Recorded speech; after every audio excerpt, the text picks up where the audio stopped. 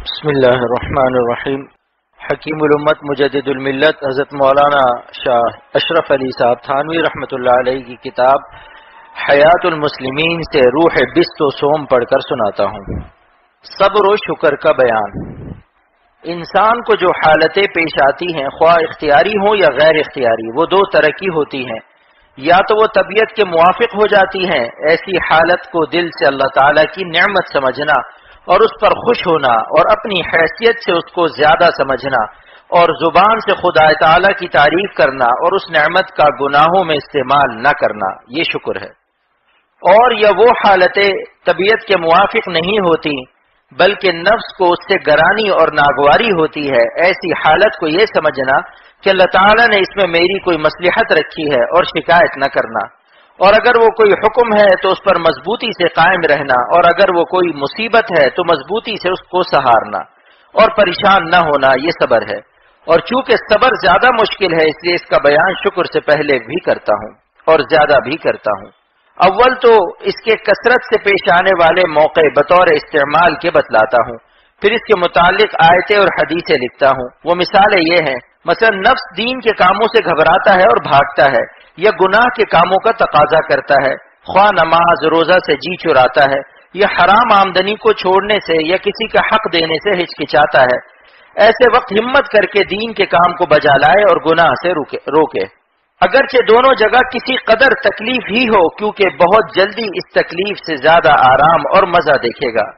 اور مثلا اس پر کوئی مصیبت پڑ گئی، خواہ فقر و فاقہ کی، خواہ بیماری کی، خواہ کسی کے مرنے کی، خواہ کسی دشمن کے ستانے کی، خواہ مال کے نقصان ہو جانے کی، ایسے وقت کی مصیبت میں مصلحتوں کو یاد کرے، اور سب سے بڑی مصلحت ثواب ہے، جس کا مصیبت پر وعدہ کیا گیا ہے، اور اس مصیبت کا بلا ضرورت اظہار نہ کرے اور دل میں ہر وقت اس کی سوچ و بچار نہ کرے، اس سے ایک خاص سکون پیدا ہوتا ہے۔ البتہ اگر اس مصیبت کی کوئی تدبیر ہو، جیسے حلال مال کا حاصل کرنا، یا بیماری کا علاج کرنا، یا کسی صاحب قدرت سے مدد لینا، یا شریعت سے تحقیق کر کے بدلہ لے لینا، یا دعا کرنا، اس کا کچھ مذائقہ نہیں۔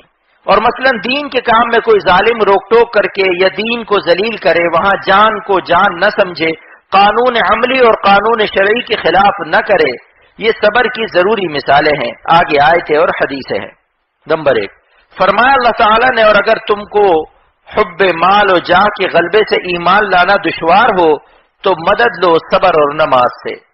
یہاں صبر کی صورت شہوات خلاف شرع کا ترک کرنا۔ نمبر 2، فرمایا اللہ تعالیٰ نے، اور ہم تمہارا امتحان کریں گے کسی قدر خوف سے جو دشمنوں کے ہجوم یا حوادث کے نزول سے پیش آوے، اور کسی قدر فقر و فاقہ سے، اور کسی قدر مال اور جان اور پھلوں کی کمی سے۔ مثلا مواشی مر گئے، یا کوئی آدمی مر گیا، یا بیمار ہو گیا، یا پھل اور کھیتی کی پیداوار تلف ہو گئی، اور آپ صلی اللہ علیہ وسلم نے ان موقعوں پر صبر کرنے والوں کو بشارت سنا دیجئے۔ نمبر 3، پہلی امتوں کے مخلصین کے باب میں اللہ تعالیٰ نے فرمایا، سونا ہمت ہاری انہوں نے ان مصائب کی وجہ سے جو ان پر اللہ کی راہ میں واقع ہوئیں، اور نہ ان کے قلب یا بدن کا زور گھٹا، اور نہ وہ دشمن کے سامنے دبے کہ ان سے عاجز اور خوشامدی کی باتیں کرنے لگے ہوں، اور اللہ تعالیٰ کو ایسے صابر یعنی مستقل مزاجوں سے محبت ہے جو دین کے کاموں میں ایسے ثابت رہیں۔ نمبر 4، فرمایا اللہ تعالیٰ نے، اور جو لوگ احکام دین پر صابر و ثابت قدم رہیں، ہم ان کو اچھے کاموں کے عوض ان کا اجر ان کو ضرور دیں گے۔ نمبر 5، اللہ تعالیٰ نے ایک طویل آیت میں دوسرے اعمال کے ساتھ یہ بھی فرمایا، اور صبر کرنے والے مرد اور صبر کرنے والی عورتیں، پھر آخر میں فرمایا ان سب کے لیے اللہ تعالیٰ نے مغفرت اور اجر عظیم تیار کر رکھا ہے۔ اس میں سب قسمیں صبر کی آ گئیں، صبر طاعت پر اور معاصی سے، اور صبر مصائب پر۔ نمبر 6، حضرت ابو ہریرہ رضی اللہ عنہ سے روایت ہے کہ رسول اللہ صلی اللہ علیہ وسلم نے فرمایا، میں تم کو ایسی چیز نہ بتلاؤں جس سے اللہ تعالیٰ گناہوں کو مٹاتا ہے اور درجوں کو بڑھاتا ہے؟ لوگوں نے عرض کیا، ضرور بتلائیے یا رسول اللہ صلی اللہ علیہ وسلم۔ آپ نے فرمایا، وضو کا کامل کرنا۔ ناگواری کی حالت میں کسی وجہ سے وضو کرنا مشکل معلوم ہوتا ہے، مگر پھر ہمت کرتا ہے اور بہت سے قدم ڈالنا مسجدوں کی طرف، یعنی دور سے آنا یا بارہا آنا، اور ایک نماز کے بعد دوسری نماز کا انتظار کرنا۔ ایسے وقت وضو کرنا صبر کی ایک مثال ہے۔ نمبر 7، حضرت ابو درداء رضی اللہ عنہ سے روایت ہے کہ مجھ کو میرے دلی محبوب صلی اللہ علیہ وسلم نے وصیت فرمائی کہ اللہ تعالیٰ کے ساتھ کسی چیز کو شریک مت کرنا، اگرچہ تیری بوٹیاں کاٹ دی جائیں اور تجھ کو آگ میں جلا دیا جائے۔ ایسے وقت ایمان پر قائم رہنا صبر کی ایک مثال ہے، اور کسی ظالم کی زبردستی کے وقت ایسی بات یا ایسا کام کرنا جو شرع کے خلاف ہے وہ معاف ہے اور کفر میں داخل نہیں، کیونکہ دل تو ایمان سے بھرا ہے۔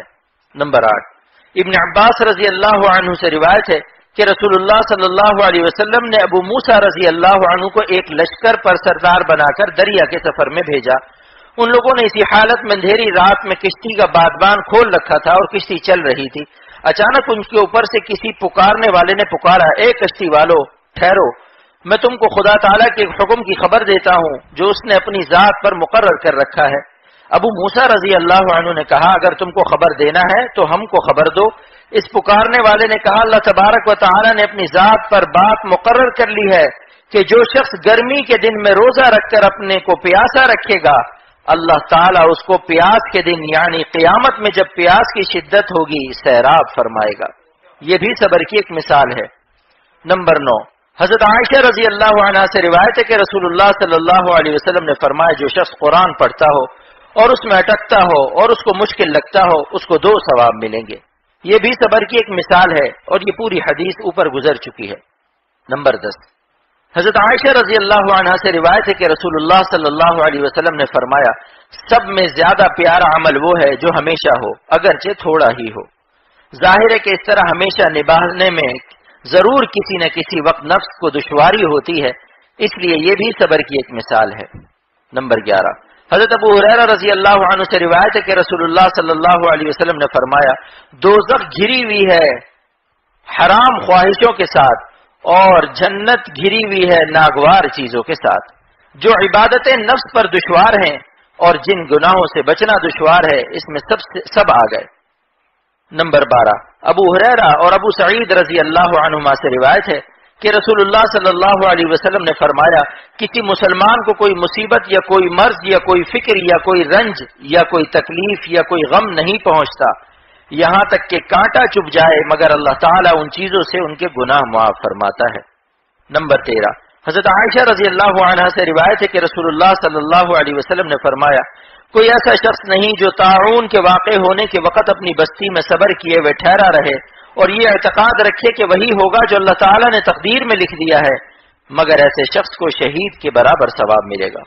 اگرچہ مرے نہیں اور مرنے میں بڑے درجے کی شہادت ہے، لیکن گھر بدلنا یا محلہ بدلنا یا اس بستی سے یا اسی بستی کے جنگل میں چلے جانا اکثر علماء کے نزدیک جائز ہے، بشرطے کہ بیماروں اور مردوں کے حقوق ادا کرتا رہے۔ نمبر 14، حضرت انس رضی اللہ عنہ سے روایت ہے کہ میں نے رسول اللہ صلی اللہ علیہ وسلم سے سنا کہ اللہ تعالیٰ فرماتا ہے، جب میں اپنے بندے کو اس کی 2 پیاری چیزوں کی مصیبت میں مبتلا کر دوں، اس سے مراد 2 آنکھیں ہیں، جیسے راوی نے یہی تفسیر اسی حدیث میں کی ہے، یعنی اس کی آنکھیں جاتی رہیں پھر وہ صبر کرے تو میں ان دونوں کے عوض میں اس کو جنت دوں گا۔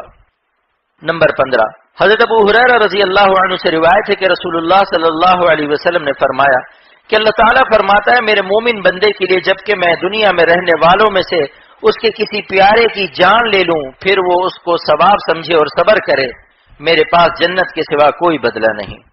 وہ پیارا خواہ اولاد ہو یا بیوی ہو یا شوہر ہو یا کوئی رشتہ دار ہو یا دوست ہو۔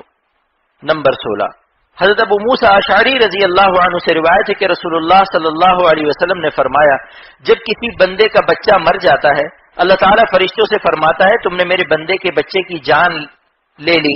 وہ کہتے ہیں ہاں۔ پھر فرماتا ہے، تم نے اس کے دل کا پھل لے لیا؟ وہ کہتے ہیں ہاں۔ پھر فرماتا ہے، میرے بندے نے کیا کہا؟ وہ کہتے ہیں حمد و ثنا کی، انا للہ و انا الیہ راجعون کہا۔ پس اللہ تعالیٰ فرماتے ہیں، میرے بندے کے لیے جنت میں گھر بناؤ اور اس کا نام بیت الحمد رکھو۔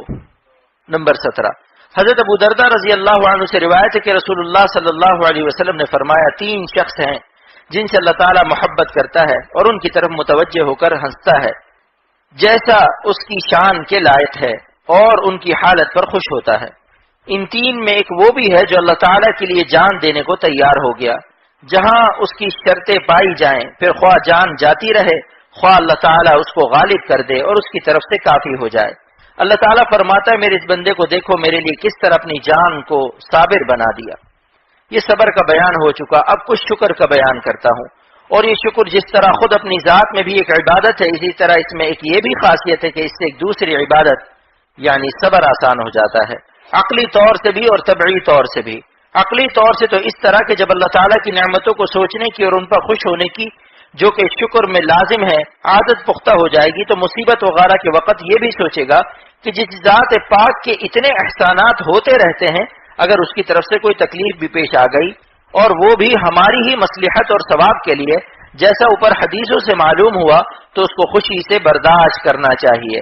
جیسے دنیا میں اپنے محسنوں کی سختیاں خوشی سے گوارا کر لی جاتی ہیں، خاص کر جب بعد میں انعام بھی ملتا ہو، اور طبعی طور پر اس طرح کے نعمتوں کے سوچنے سے اللہ تعالیٰ کی محبت ہو جائے گی، اور جس سے محبت ہوتی ہے اس کی سختی ناگوار نہیں ہوتی۔ جیسا دنیا میں عاشق کو اپنے معشوق کی سختیوں میں خاص لطف آتا ہے، آگے اس شکر کے متعلق آیتیں اور حدیثیں آتی ہیں۔ نمبر 18، فرمایا اللہ تعالیٰ نے مجھ کو یاد کرو، میں تم کو رحمت سے یاد کروں گا، میرا شکر کرو، ناشکری مت کرو۔ نمبر 19، فرمایا اللہ تعالیٰ نے اور ہم بہت جلد جزا دیں گے شکر کرنے والوں کو۔ نمبر 20، فرمایا اللہ تعالیٰ نے اگر تم میری نعمتوں کا شکر کرو گے میں تم کو زیادہ نعمت دوں گا، خواہ دنیا میں بھی یا آخرت میں تو ضرور۔ اگر تم ناشکری کرو گے تو یہ سمجھ رکھو کہ میرا عذاب بڑا سخت ہے، ناشکری میں اس کا احتمال ہے۔ نمبر 21، ابن عباس رضی اللہ عنہ سے روایت ہے کہ ارشاد فرمایا رسول اللہ صلی اللہ علیہ وسلم نے 4 چیزیں ہیں کہ وہ جس شخص کو مل گئیں اس کو دنیا و آخرت کی بھلائیاں مل گئیں، دل شکر کرنے والا، اور زبان ذکر کرنے والی، اور بدن جو بلا پر صابر ہو، اور بیوی جو اپنی جان اور شوہر کے مال میں اس سے خیانت نہیں کرنا چاہتی۔ خلاصہ یہ کہ کوئی وقت خالی نہیں کہ انسان پر کوئی نہ کوئی حالت نہ ہوتی ہو، خواہ طبیعت کے موافق خواہ طبیعت کے مخالف۔ اول حالت پر شکر کا حکم ہے، دوسری حالت پر صبر کا حکم ہے، تو صبر و شکر ہر دم کرنے کے کام ہوئے۔ مسلمانوں اس کو نہ بھولنا، پھر دیکھنا ہر وقت کیسی لذت اور راحت میں رہو گے۔ یہ سب حدیث مشکات سے لی گئی ہیں، اور جو دوسری کتاب سے لی گئی ہیں اس پر لفظ عین لکھ دیا ہے۔ اللہ پاک عمل کی توفیق عطا فرمائے۔